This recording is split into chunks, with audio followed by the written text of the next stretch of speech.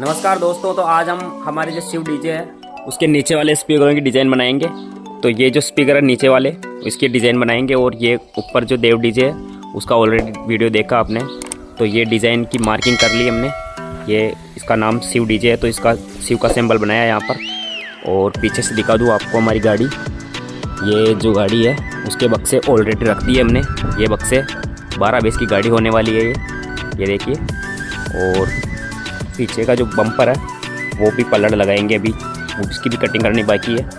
तो ये सिंबल बनाया है, तो कटिंग करेंगे और आपको पूरी वीडियो के अंदर पूरी जानकारी देते रहेंगे। देव लिखा, देव कैसा लगा आपको कमेंट में ज़रूर बताएं, और हमारा काम अच्छा लगे हो तो लाइक शेयर ज़रूर करें, चैनल को सब्सक्राइब ज़रूर करें।